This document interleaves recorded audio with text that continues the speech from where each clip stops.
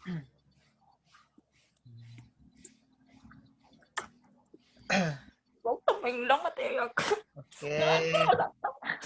selamat pagi Ananda semuanya. Pagi, Pak. Pagi, Pak. Nah, gimana kabarnya di pagi hari ini? Alhamdulillah sehat. Alhamdulillah kurang baik, Pak. 1 minggu kita sudah tidak bertemu ya. Gimana, udah makan semuanya? Belum sarapan, Pak. Belum, Pak. Belum. Belum masak. Belum masak. Nah, biasakan ya kalau mau belajar itu makan dulu. Nanti pingsan. Masih di jalan, Pak. Belum ada tempat makan, Pak. Tadi di rumah itu nampak fotonya. Nginep, berhenti sebentar, Pak. Oh, singgah. Iya, Pak. Oke, udah bisa kita mulai. Sudah, Pak. Nah, oke. Bismillahirrahmanirrahim. Assalamualaikum warahmatullahi wabarakatuh. Waalaikumsalam warahmatullahi wabarakatuh. Alhamdulillahirabbil alamin. Wassalatu wassalamu ala asrafil anbiya'i wal mursalin wa ala alihi wa ashabihi rasulillahi ajmain. Asyhadu alla ilaha illallah wa asyhadu anna Muhammadan abduhu wa rasuluh la nabiyya ba'da amma ba'du. Pertama dan utama sekali, marilah kita panjatkan puji beserta syukur kita kehadirat Allah Subhanahu wa taala. Pada pagi hari ini kita kembali bertemu dalam mata pelajaran Komputer dan Jaringan Dasar kelas 10 semester 1. Salawat berangkaikan salam tiada bosan-bosannya kita sampaikan ke arwah junjungan kita yakni Nabi besar Muhammad SAW yang telah membawa kita dari zaman kebodohan pada zaman yang penuh dengan ilmu pengetahuan seperti yang kita rasakan pada saat ini. Baiklah, untuk tidak memperpanjang kata-kata mukadimah, untuk kelancaran proses pembelajaran kita pada pagi hari ini, alangkah lebih baiknya kita berdoa terlebih dahulu. Nah, kepada ketua kelas, silakan dipimpin untuk berdoa.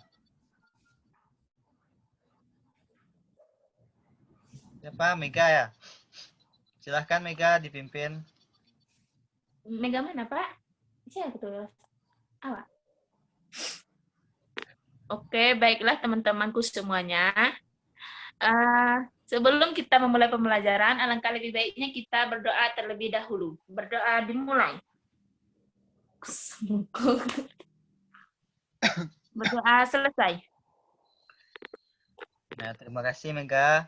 Mudah-mudahan dengan pembacaan doa tadi, lancarlah proses pembelajaran kita dari awal sampai akhir. Amin. Amin ya rabbal alamin. Nah, selanjutnya Bapak akan ambil absen Ananda terlebih dahulu. Bagi yang namanya Bapak sebutkan, silahkan diaktifkan audionya dan dibilang hadir.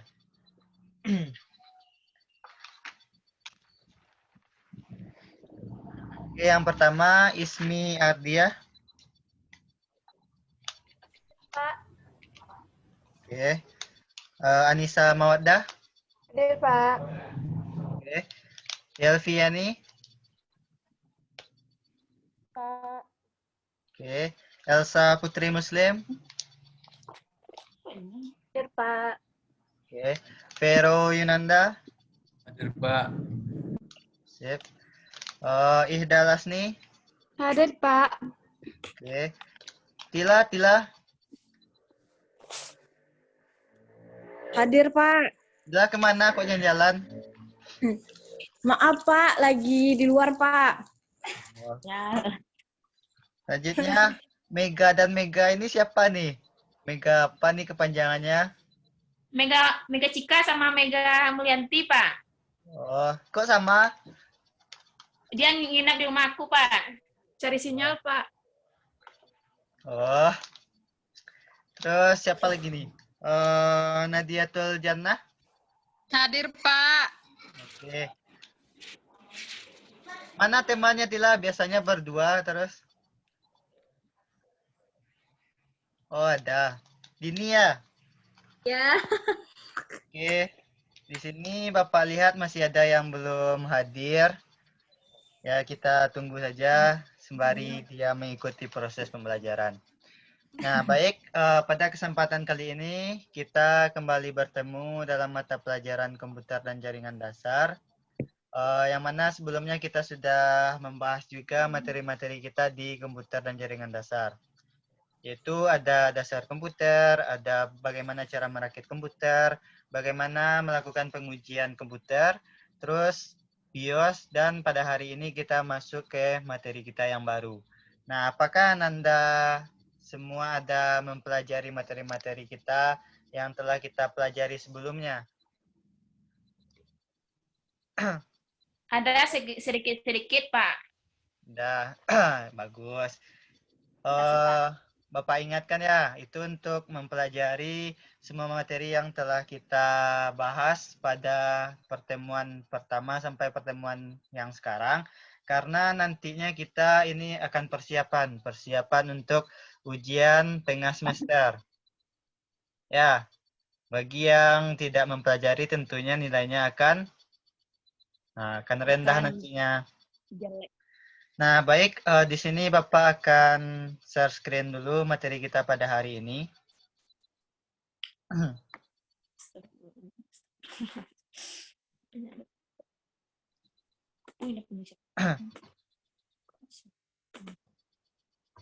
Gimana kelihatan?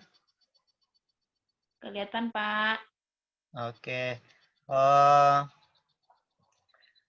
Mata pelajaran kita yaitu komputer dan jaringan dasar. Kelas 10 semester 1 bersama Bapak Miftahul Fikri. Nah, yang akan kita pelajari pada kesempatan kali ini yaitu kita akan belajar yaitu tentang instalasi sistem operasi. Apa saja yang akan kita pelajari nantinya Bapak jelaskan juga di materi pembelajaran. Terus untuk KD pembelajaran kita masuk ke KD 3.5 dan 4.5. Yang mana di 3.5 itu kita menerapkan instalasi sistem operasi, yang 4.5-nya itu menginstalasi sistem operasi, yaitu kita melaksanakan praktek penginstalan sistem operasi. Untuk tujuan pembelajaran kita pada KD ini, yang mana setelah kita mengikuti proses pembelajaran ini, diharapkan siswa itu dapat menjelaskan prinsip dasar sistem operasi, terus mengklarifikasikan jenis sistem operasi, dan melakukan penginstalan. Nah, yang di sini yang nantinya akan Bapak jelaskan yaitu langkah-langkah penginstalan sistem operasi. Materi pembelajaran kita, yang pertama itu kita akan bahas yaitu tentang konsep dasar sistem operasi. Yang kedua, jenis-jenis sistem operasi. Yang ketiga, ini sebenarnya langkah-langkah ya, langkah-langkah bagaimana menginstal sebuah sistem operasi. Nanti Bapak contohkan satu langkah-langkah menginstal sistem operasi itu, karena kan sistem operasi itu banyak. Jadi satu saja Bapak contohkan. Oke, kita masuk saja ke materi kita yang pertama, yaitu konsep dasar sistem operasi. Nah, apa sih itu sebenarnya sistem operasi? Nah, di sini kita lihat dulu dari prinsip dasar sistem operasi. Nah, prinsip dasar sistem operasi yaitu program yang berisi perintah-perintah command dan bertujuan menjembatani antara pengertian komputer dengan manusia, sehingga komputer dapat bekerja sesuai dengan keinginan. Jadi di sini ada perintah-perintah yang kita berikan atau perintah-perintah command yang bertujuan menjembatani antara pengertian komputer dengan manusia. Kan kalau untuk pengertian komputernya kita sudah belajar juga pada pertemuan-pertemuan yang sebelumnya, yang mana di sini untuk komputer itu dapat bekerja sesuai dengan keinginan yang kita lakukan. Nah, kalau kita lihat dari pengertian sistem operasi itu, yaitu adalah perangkat lunak komputer atau software yang bertugas untuk melakukan kontrol dan manajemen perangkat keras dan juga operasi-operasi dasar sistem, termasuk menjalankan sistem aplikasi seperti program-program pengolahan data yang bisa digunakan untuk mempermudah pekerjaan manusia. Nah, di sini bisa kita lihat sistem operasi itu sangat penting peranannya dalam sebuah komputer. Karena komputer itu tanpa adanya sistem operasi, maka dia tidak akan bisa kita gunakan dengan baik. Yang mana di sini sistem operasi itu kan dapat menjalankan software aplikasi. Nah, contohnya misalnya kita melakukan atau mau membuat dokumen di dalam sebuah aplikasi Microsoft Word misalnya. Kan Microsoft Word itu kan terletaknya nantinya dengan bantuan adanya sistem operasi. Tanpa adanya sistem operasi, bagaimana kita bisa menginstal sebuah aplikasi Microsoft Word tersebut. Nah, sehingga dengan adanya sistem operasi itu dapat mempermudah pekerjaan dari manusia. Selanjutnya di sini Bapak ada beberapa contoh yang Bapak kasih. Ini adalah contoh-contoh sistem operasi. Nah, apakah anak-anak Bapak ada yang tahu ini contoh sistem operasi apa saja? Nah, untuk yang pertama ini ada yang tahu nggak? Yang gambar jendela ini tahu nggak ini apa, sistem operasi apa? Windows, Pak. Windows, Pak. Ya, ini Windows berapa? 10.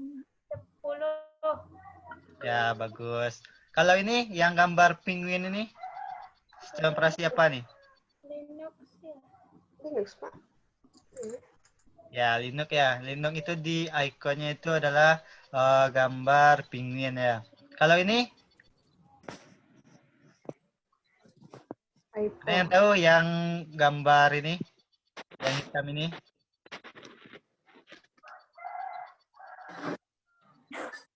Ada yang tahu? Lupa namanya, Pak. Ini Apple ya.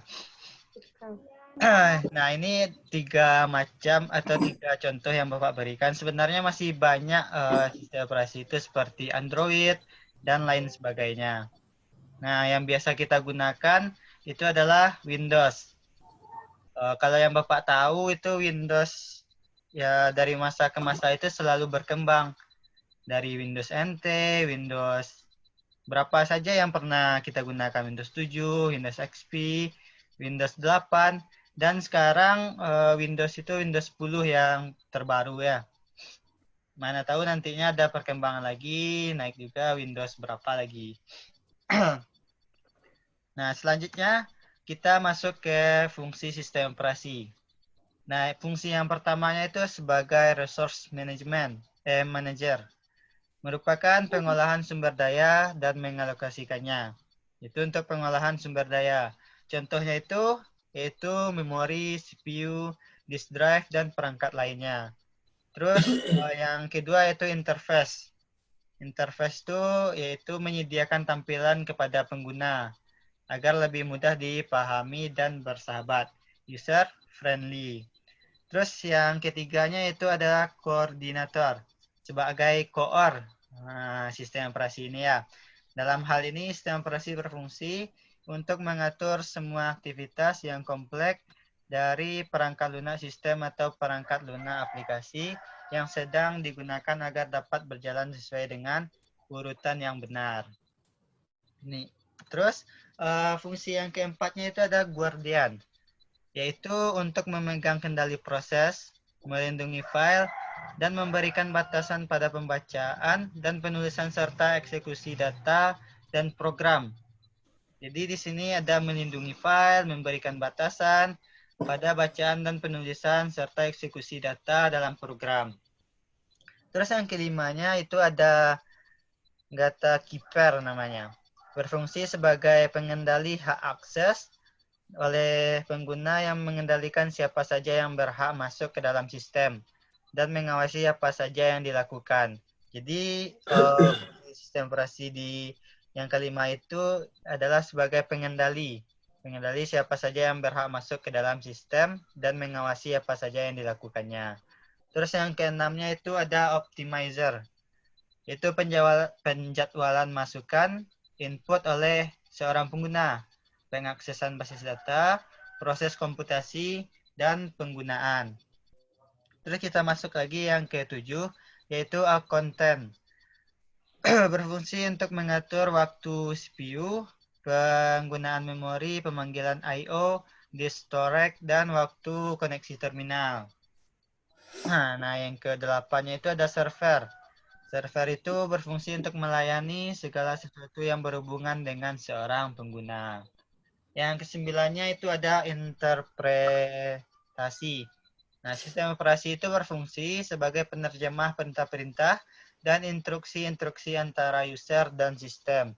Nah, sebagai fasilitas komunikasi yang mudah antara sistem komputer dan pengguna. Nah, jadi bisa kita lihat di sini yaitu sebagai penerjemah instruksi yang kita berikan agar ditampilkan oleh sistem operasi. Terus sampai sejauh ini apakah Nanda bisa memahaminya? Dari pengertiannya, dari fungsinya? Bagaimana? Kalau bisa kita lanjut.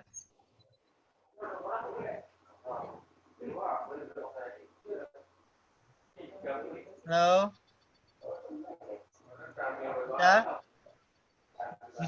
Bisa memahami?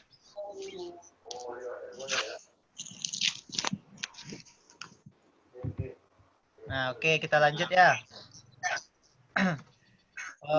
Kita lanjut ke materi kita yang kedua, yaitu jenis sistem operasi. Nah, apa saja sih jenis sistem operasi itu? Nah, di sini Bapak tidak menjelaskan misalnya sistem operasi Windows, sistem operasi Linux, tidak. Tetapi di sini Bapak akan kategorikan sistem operasi itu berdasarkan yang pertama, yaitu berdasarkan sifat source-nya. Nah, ini terbagi dua, yaitu yang pertamanya itu ada open source dan yang keduanya itu ada closed source. Nah, kalau open source itu kan bersifat terbuka. Kalau closed source berarti bersifat tertutup. Nah, open source ini adalah perangkat lunak yang menyertakan kode programnya dan kurung bersifat terbuka tadi. Nah, kode program tersebut disediakan oleh pengembangnya secara umum agar bisa dipelajari, diubah, maupun dikembangkan dan disebarluaskan. Nah, jika pembuat software tersebut tidak mengizinkan kode programnya untuk dimodifikasi, maka tidak dapat disebut sebagai open source. Meskipun kode program tersebut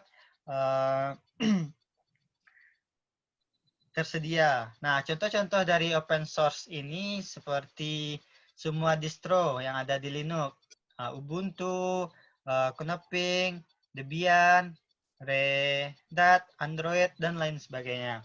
Nah, itu adalah untuk open source, berarti sistem operasi itu bersifat yang terbuka di yang pertamanya. Dan sifat source yang keduanya itu closed source, berarti bersifat tertutup.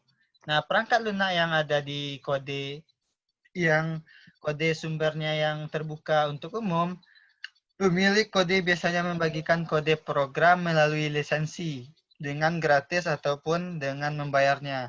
Pada sistem closed source ini, sistem operasi walaupun sudah dilisensi biasanya terdapat larangan untuk memodifikasi kode. Jadi tidak bisa memodifikasi kode ketika kita ada di sifat source closed source ini ya. Terus kita lanjut ke berdasarkan jumlah penggunanya. Nah, berdasarkan jumlah pengguna itu ada 4 di sini. Nah, yang pertama itu ada single user, single tasking.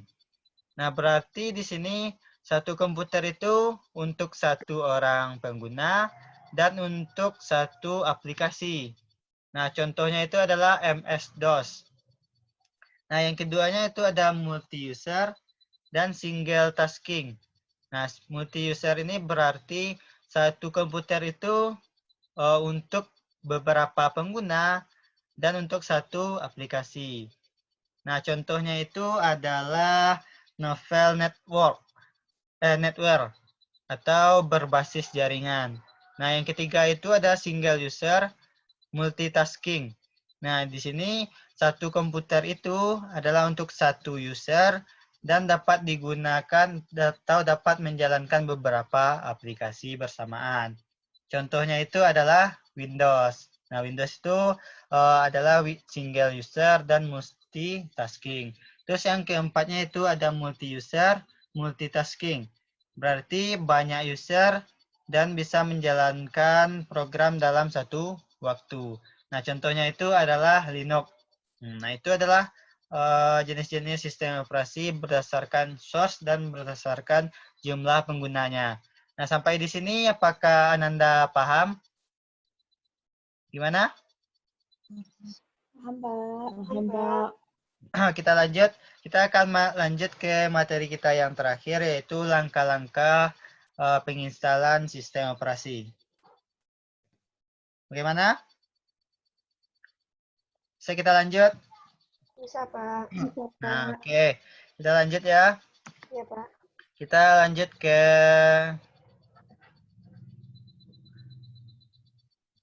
lanjut ke instalasi sistem operasi. Nah, seperti yang Bapak sampaikan tadi, bahwasanya di instalasi sistem operasi yang materi yang ketiga ini, Bapak akan jelaskan satu sistem operasi saja. Bapak akan jelaskan bagaimana langkah-langkah penginstalan sistem operasi itu di Windows 7. Nah, untuk nantinya praktek kita kalau kita bisa ke sekolah, nanti kita akan praktekkan bagaimana instalasi sistem operasi Windows 7 ini. Nah, untuk yang lainnya mungkin bisa Anda pahami atau pelajari di modul yang telah Bapak berikan. Nah, yang pertama, untuk penginstalan Windows itu, perlu dulu kita persiapkan yang namanya bahan-bahan.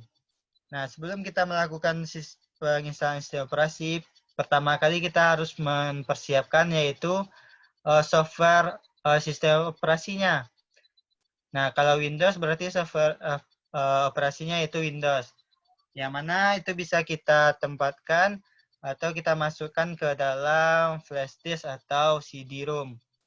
Nah, tetapi cara memasukkannya itu tidak main copy paste saja, tetapi di-burning ke dalam flash disk atau CD tersebut.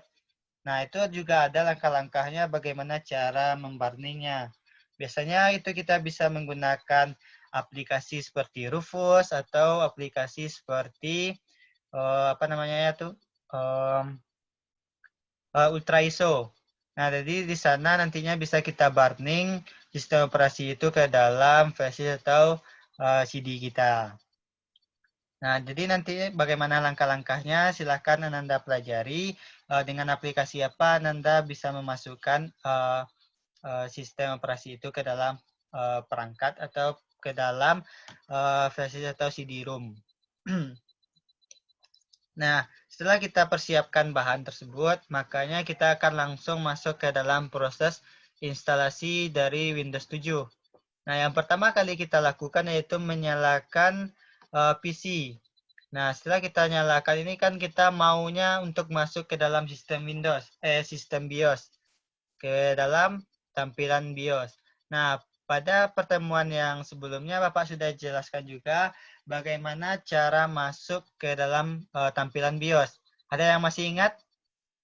Nah, di sini Bapak BIOS-nya BIOS Phoenix. Seperti yang Bapak jelaskan bahwasanya setiap BIOS itu berbeda cara masuknya.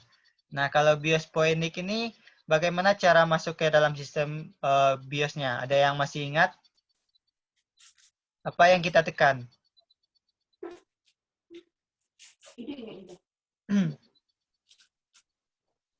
Ada? Dini tahu gimana cara masuk ke tampilan BIOS?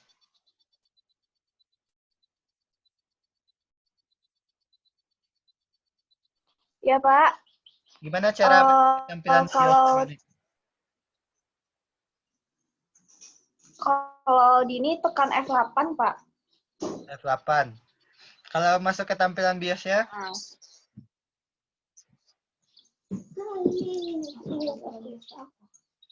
Ya, biasanya kita untuk masuk ke, kalau BIOS Phoenix yang kita gunakan, untuk masuk ke tampilan BIOS itu kita menekan tombol F2 secara terus-menerus ya. Setelah kita hidupkan PC kita, itu kita tekan F2 secara terus-menerus. Nanti akan masuk ke tampilan dari BIOS. Nah, ini adalah tampilan dari BIOS. Nah, ini langkah yang kedua. yaitu masuk ke menu BIOS.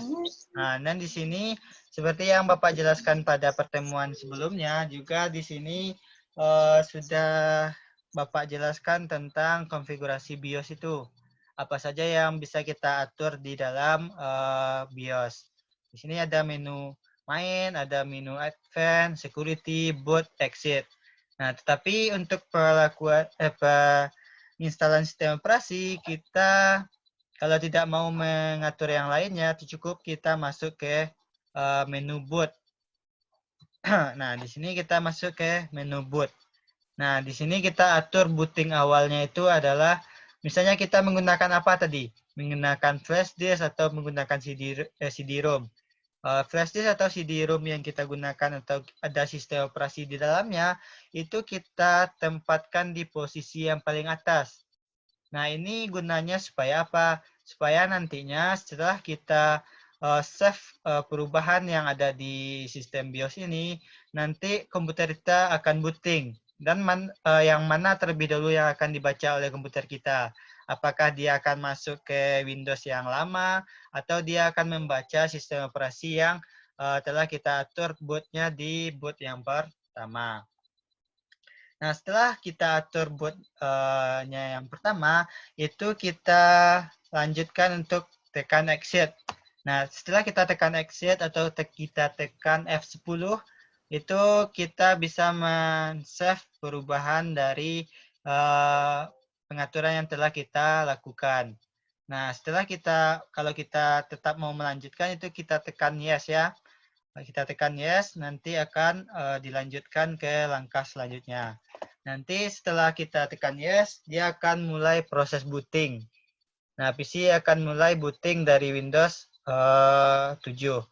Nah, di sini proses inilah nantinya komputer itu atau BIOS itu akan membaca, apa yang mau dibacanya yang pertama, apakah sistem operasi kita tadi, atau dia akan membaca Windows kita yang lama. Nah, kalau sistem operasi kita tidak terbaca, makanya dia akan masuk ke dalam sistem operasi kita yang lama. Tidak sesuai dengan pengaturan yang kita atur pada menu BIOS. Nah, ini mungkin ada kendala juga di softwarenya atau kendala dari hal yang lainnya. Terus setelah itu kita tunggu langkah ini Windows is loading. Berarti kita tunggu sampai dia masuk ke tampilan seperti ini. Nah, ini adalah proses kita masuk ke dalam proses instalasinya ya. Nah, di sini kita yang pertama yang penting sekali kita atur yaitu bahasanya. Bahasanya setelah kita atur bahasa, kita klik next dan lanjut. Nah, kita di sini diminta untuk mengklik install now. Berarti install sekarang. Terus setelah kita klik, nantinya kita akan masuk ke tampilan seperti ini. Dia di sini adalah minta konfigurasi persetujuan. Nah, kalau Anda tidak mau membaca apa yang ada di perintah-perintah ini atau Windows 7 Ultimate. Nah, kalau tidak mau membaca ini, cukup Anda checklist saja di sininya, itu I accept the license term. Nah, setelah dicentang itu lalu diklik next. Setelah klik next, nanti kita akan diberi sebuah pilihan. Apakah kita akan mengupgrade Windows atau kita mau menginstalnya dari untuk semuanya. Kalau kita biasanya kalau untuk melakukan penginstalan itu kita pilih menu custom ya. Menu custom. Nah, setelah itu kita akan diarahkan ke partisi. Kita di sini akan mengatur partisi. Mungkin banyak dari Anda yang belum tahu apa itu partisi. Jadi partisi itu terbagi juga. Ada ya partisi itu terbagi juga. Berarti data-data kita, ada data kita yang di C, ada data kita yang di D. Dan kalau untuk biasanya, kalau untuk kita menginstal itu, misalnya kita sudah ada sistem operasi di laptop kita, kita mau install ulang. Dan sementara di data D kita itu masih banyak data-data penting. Nah, di sini yang perlu kita ketahui atau yang perlu menjadi garis bawah di sini, Ananda harus perhatikan di mana data-data penting Ananda itu terletak. Kalau data-data penting Ananda itu terletak di sistem atau di data C, itu seharusnya Ananda pindahkan ke data D. Kenapa? Karena kalau untuk melakukan penginstalan itu, kita harus mendelete sistem atau data yang ada di C. Kalau untuk data yang di D itu tidak perlu kita hapus karena berisi data-data penting kita. Kalau kita mau proses penginstalannya sempurna semuanya mulai dari awal kembali, ya kita hapus semuanya. Kita bikin partisi yang baru. Nah, di sini ada tulisannya untuk yang partisi 1 ini berisi sistem booting Windows. Terus yang kedua ini adalah data C kita. Terus yang ketiga itu adalah data D kita. Terus yang ini ada delete, ada new. Delete itu untuk menghapus dan new itu untuk menambahkan partisi yang baru. Nah, di sini yang perlu kita hapus itu sebenarnya 2. Di sini yaitu yang pertama sebenarnya untuk data C itu ya perlu sekali kita hapus karena kita akan melakukan penginstalan Windows. Windows itu terletak di data C. Nah, yang tidak perlu kita hapus itu adalah data yang di D-nya. Nih, data local disk. Kita delete, terus kita masuk ke langkah selanjutnya. Nah, kalau sudah seperti ini, nantinya kita bikin partisinya yang baru. Kan di sini sudah unlocated. Berarti dia sudah terhapus sistem operasi yang ada di data C kita. Berarti kita harus bikin partisinya yang baru. Nah, setelah itu, setelah kita bikin partisi yang baru, ini akan tampil. Di sini bisa kita lihat partisi satunya ada 100 MB dan untuk partisi 2-nya ada 48 GB. Nah, itu adalah untuk data partisi 2 ini adalah untuk data C-nya nantinya ya. Terus ini yang di kita tadi. Setelah ini kita tempatkan dulu di mana kita akan melakukan penginstalannya. Berarti di sini kita klik atau kita tempatkan kursor kita di partisi 2. Setelah itu kita klik next. Setelah klik next, kita akan muncul atau kita akan diarahkan ke menu instalasi Windows. Nah, silahkan ini ditunggu sampai selesai proses penginstalan Windows kita. Nah, setelah itu, setelah prosesnya sampai 100%, itu komputer kita akan restart sendirinya. Nah, sampai di sini proses restartnya. Dan Bapak ingatkan kalau sudah seperti ini, misalnya Ananda itu menggunakan flash disk, berarti flash disk yang Ananda gunakan tadi itu harus Ananda cabut. Kenapa harus dicabut? Karena kalau tidak dicabut, maka nantinya komputer Anda akan membaca kembali sistem operasi yang ada di flash disk tersebut. Nah, misalnya kalau menggunakan CD-ROM itu tidak masalah, maka dia tidak akan terbaca kalau menggunakan CD-ROM. Kalau menggunakan flash disk, dia akan membaca kembali. Makanya harus dicabut flash disk yang berisi sistem operasi tadi. Setelah itu dia akan loading lagi. Terus, nah dia akan melakukan penyempurnaan proses penginstalan. Nah, penyempurnaan instalasi lanjutan. Biarkan saja ini sampai selesai. Dan kalau sudah selesai, nanti dia akan lanjut ke nah, proses instalasi Windows hampir selesai. Dan akan restart otomatis. Jadi di sini akan restart kembali. Nah, setelah itu kita akan diminta untuk melakukan pengisian data-data.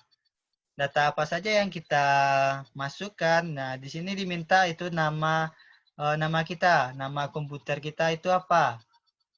Misalnya kita isi saja dengan nama kita atau nama Bapak Miftahul Fikri misalnya di sini ya. Kalau sudah, kita klik next. Sudah next, nanti kita diminta untuk mengisikan password. Nah, kalau Anda tidak ingin menggunakan password untuk komputernya, itu silahkan Ananda langsung klik next saja. Terus yang selanjutnya itu setelah kita password tadi, kita akan diminta untuk mengisikan produk key atau ya produk key atau kunci produknya.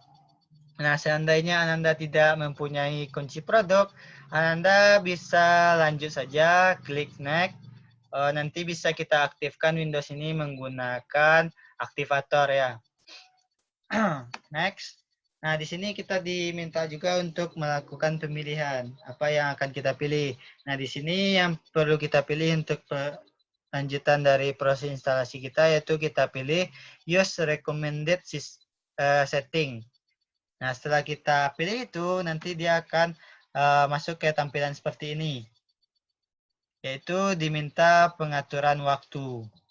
Nah, silakan diatur waktu kita menggunakan time mana Jakarta atau waktu Indonesia Barat ya. Nah, setelah itu kita next lagi dan proses penginstalan Windows 7 kita sudah selesai dan tampil Windows-nya seperti ini. Nah, setelah ini nantinya apa yang akan kita lakukan?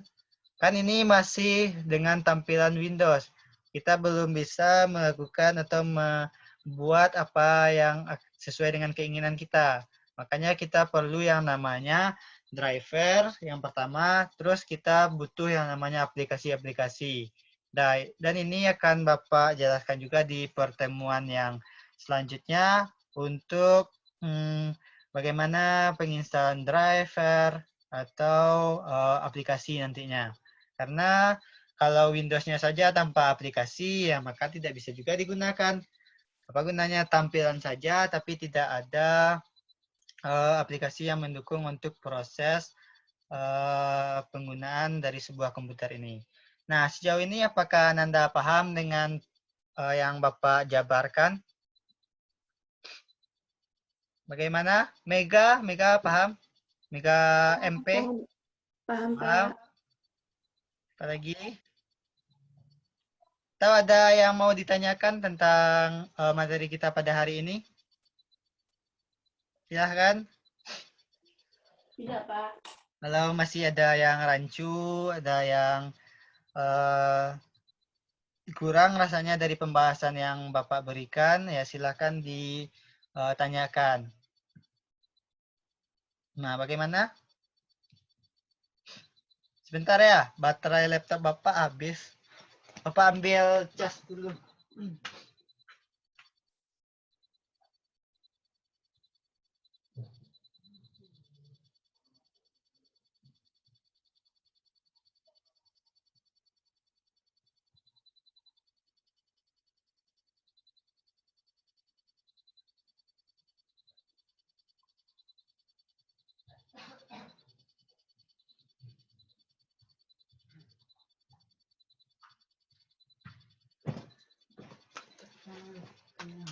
Kecil ini.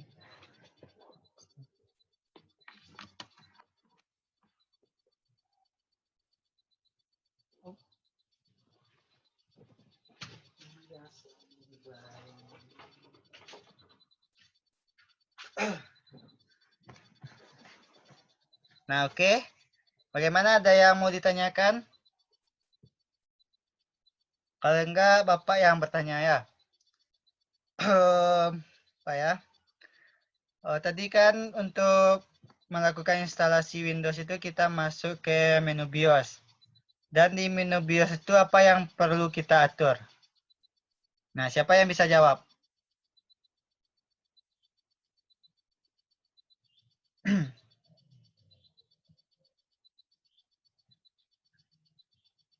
Ada Ismi bisa jawab? Apa yang kita atur di menu BIOS?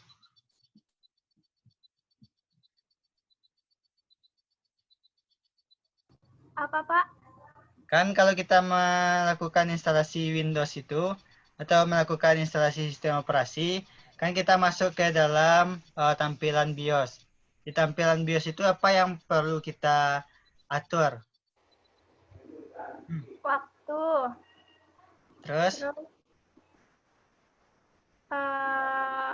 drivernya, Pak. Nah, terus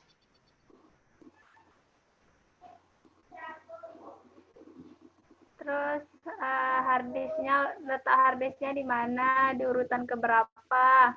itu di menu berapa? Kalau kita mempunyai software sistem operasinya, di menu apa yang perlu kita atur agar komputer itu bisa membaca sistem operasi kita? Main kalau nggak salah, Pak. Di menu boot ya. Di Iya, menu boot itu menu boot. kita atur posisi software kita itu di paling atas agar nantinya komputer kita itu bisa membaca yang pertama kali dibacanya adalah software sistem operasi kita. Nah itu ya. Apalagi ya pertanyaan Bapak? Mumpung waktu kita masih ada berapa menit lagi? Berapa menit lagi ya? 3 menit lagi. Bentar dulu. Nah, tadi Bapak juga menjelaskan jenis sistem operasi itu kan ada berdasarkan sifat source dan berdasarkan jumlah penggunanya. Nah, di sini Bapak pengen nanya ke siapa ya?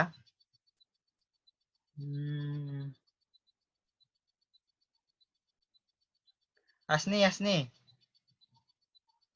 Tadi kalau open source itu bagaimana?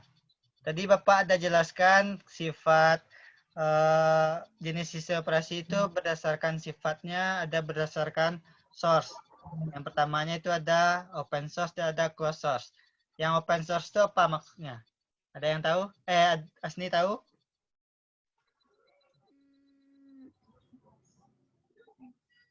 Kurang paham, Pak. Kurang? Siapa lagi? Anissa Mawaddah tahu?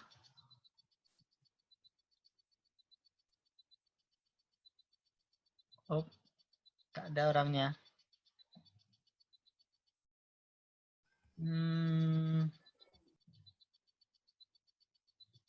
Mega Cika tahu? Apa itu open source? Apa Pak? Open source Pak? Ya. Tadi pas Bapak menjelaskan Mega QSC Pak, izin tadi. Kalau Mega yang satu lagi pasti di depan layar kan? Apa? Iya Pak. Apa itu open source?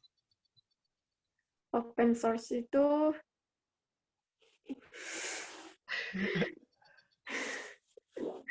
nggak tahu, Pak. Nah, jadi open source itu bersifat terbuka ya. Ya, Pak. Berbanding dengan closed Oh, source iya, itu bersifat tertutup. Iya, Pak. Kalau kita lihat dari berdasarkan jumlah penggunanya, misalnya single user dan multi user, itu apa itu? Oh, kalau single user Apa tadi? Kalau single user yang satu aja Pak. Penggunanya cuma satu Pak. Mana dia user, tadi? Single itu satu, user itu single user, single tasking itu apa? Ada yang tahu? Single user, single tasking. Dinda tahu Dinda? Ini belum apaan Pak. Kami agak lelah. Single user, single tasking itu satu komputer itu untuk satu orang pengguna, untuk satu aplikasi. Kalau multi user, single tasking ada yang tahu? Multi banyak penggunanya Pak. Terus? Untuk satu komputer Pak, banyak penggunanya Pak. Untuk satu aplikasi ya, satu komputer untuk banyak pengguna dan satu aplikasi. Kalau single user multitasking? Untuk satu komputer tapi buat banyak pengguna, Pak, gitu. Ah, sip. Satu komputer, satu pengguna, dan banyak aplikasi yang bisa digunakan ya. Kalau multi user multitasking? Banyak pengguna, Pak. Banyak. Dapat dijalankan dengan banyak program gitu. Nah, tuh. Siapa tadi itu? Dini ya? Dinitila, Pak. Gila, Pak. Bagus. Ya, jadi anak-anak Bapak paham semuanya ya. Tinitila paham, Mega-Mega paham. Ini ada banyak yang dua-dua orangnya. Ya, Tinitila. Pak. Sinyal Pak. di daerahnya hilang, Pak. Nah, itu mungkin untuk pelajaran kita. Apakah ada lagi yang mau ditanyakan sebelum kita tutup? Udah paham semuanya? Paham, Pak? Nah, oke. Ini ada tugas sedikit untuk Ananda ya. Nah, silakan dicatat. Itu tugas kita itu yang pertama resumelah materi yang kita pelajari pada hari ini. Yang kedua, jelaskan langkah-langkah instalasi dari Linux. Silakan dicari bagaimana langkah-langkah instalasi Linux tersebut. Nah, nanti tugas ini dicatat saja ya, dicatat di double video, di scan, jadiin PDF dan dikirim ke WA Bapak. Nah, oke, udah dicatat? Iya, Pak. Udah, Pak. Udah, Pak. Thank you ya semuanya. Nah, untuk kesimpulannya kita sudah belajar itu tentang apa itu sistem operasi, bagaimana apa saja jenis sistem operasi, dan bagaimana langkah-langkah dari penginstalan sebuah sistem operasi. Nah, mungkin itu yang dapat kita pelajari pada kesempatan kali ini. Mudah-mudahan ini bermanfaat bagi Ananda semuanya, karena kalau untuk penginstalan dari sistem operasi ini, apalagi kalau jurusan kita itu adalah TKJ, itu penting sekali untuk kita karena kita selalu menggunakan yang namanya komputer. Komputer itu biasanya kalau ada terjadi permasalahan atau butuh yang namanya install ulang, kalau kita tahu cara menginstal ulangnya, maka kita akan lebih memudahkan kita daripada harus kita bawa ke tempat servis dan memakan biaya lagi. Nah, mungkin itu pada kesempatan kali ini. Terlebih dan terkurangnya Bapak mohon maaf. Bapak akhiri. Wabillahi taufiq wal hidayah. Wassalamualaikum warahmatullahi wabarakatuh. Waalaikumsalam warahmatullahi wabarakatuh. Terima kasih, Pak. Sama-sama anak-anak semuanya.